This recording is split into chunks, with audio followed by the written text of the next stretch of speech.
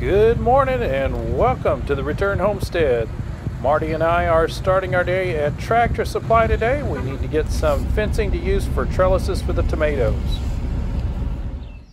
So at Tractor Supply we picked up two 100-foot rolls of the 2x4 welded wire. These are 48 inches tall. This is what we're going to use for our trellising. We'd prefer to use cattle panels. Those are a really nice setup, but those come in 16-foot lengths. We've only got an 8-foot bed here, and they're at least 2 times the cost. I think this fencing will do just fine to hold up beans and tomatoes.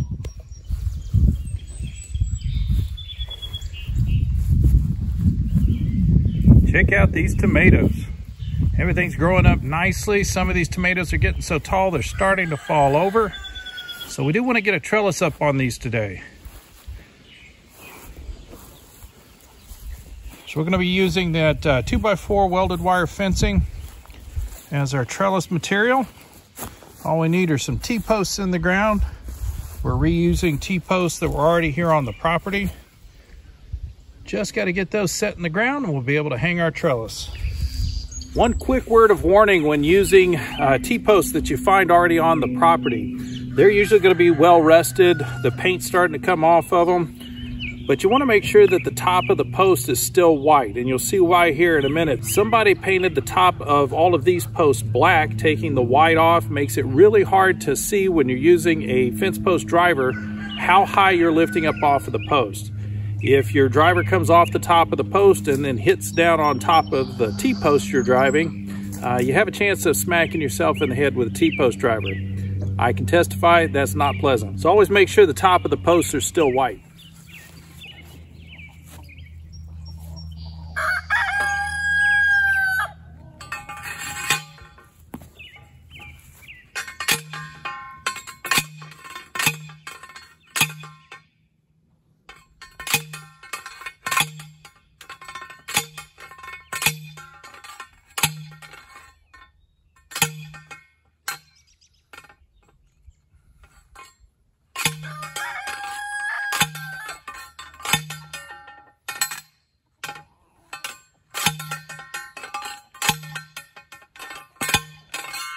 I'm going to get a basket and harvest peas and strawberries. Peas and strawberries. Peas, strawberries, and find a little Swiss chard for dinner tonight. You know, I never punched holes through the middle of this. Oh. Gotta grab the torch and burn some slits in the weed barrier so we'll have some place for the T-post to go through.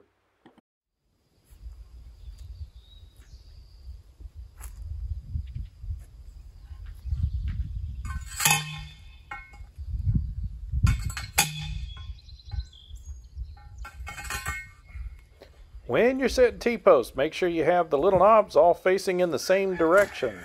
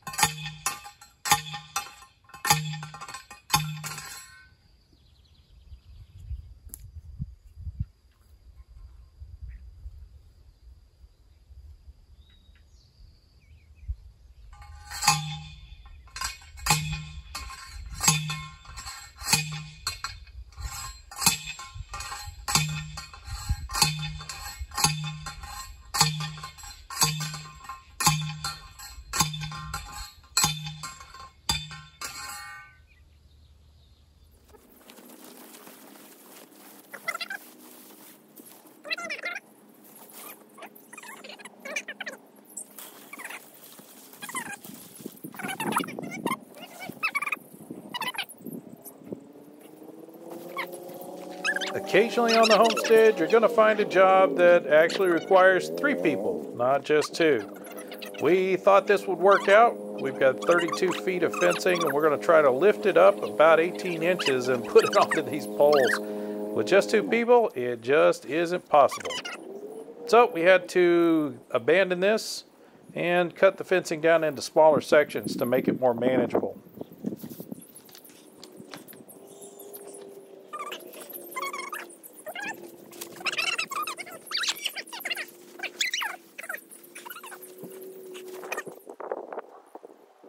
Cutting the fencing into 10 to 12 foot panels made this job a whole lot easier. It became a 2-person job again.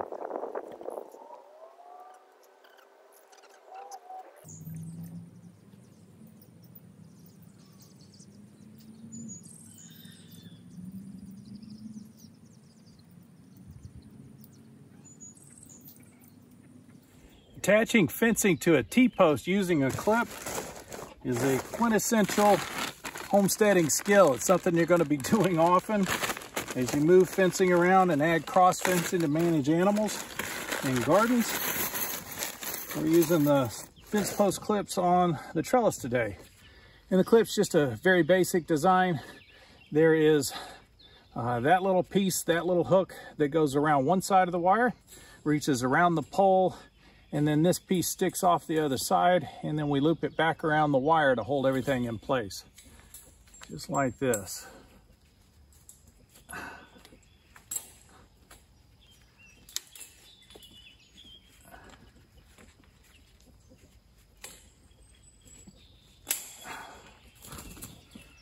Once that's in place, you can use a nail, screwdriver, or if you're fortunate enough to find one of these handy dandy little tools,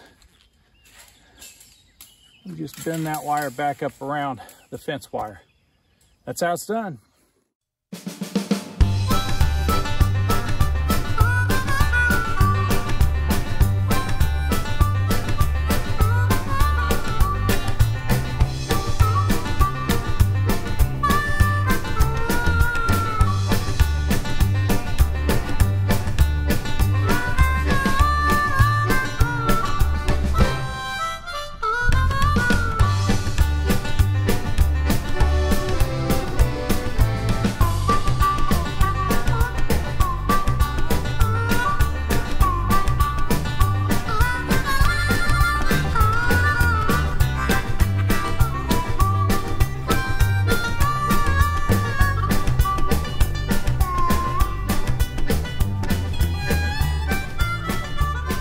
While Marty is tying the tomatoes up to the trellis we've already installed, I'm getting new panels cut and installed.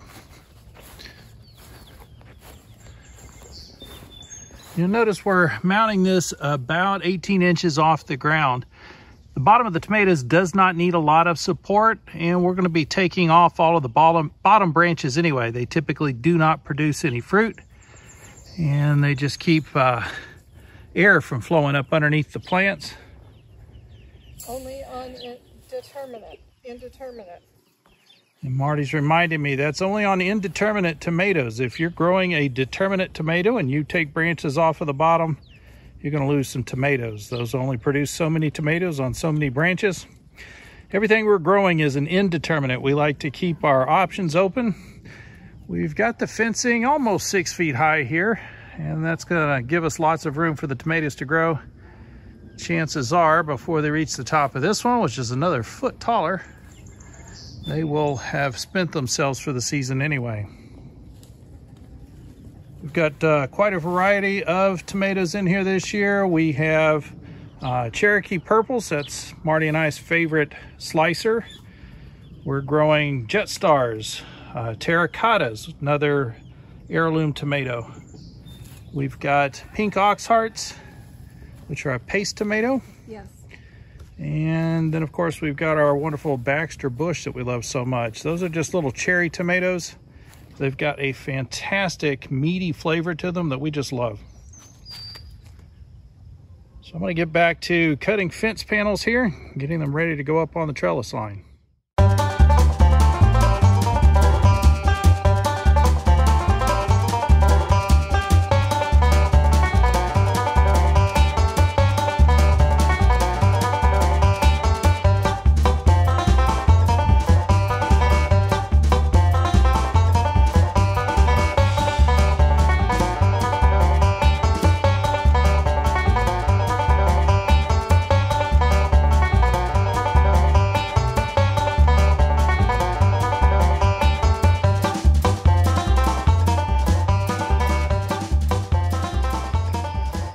With all of the trellises up, I thought I'd go ahead and give Marty a hand with the pruning.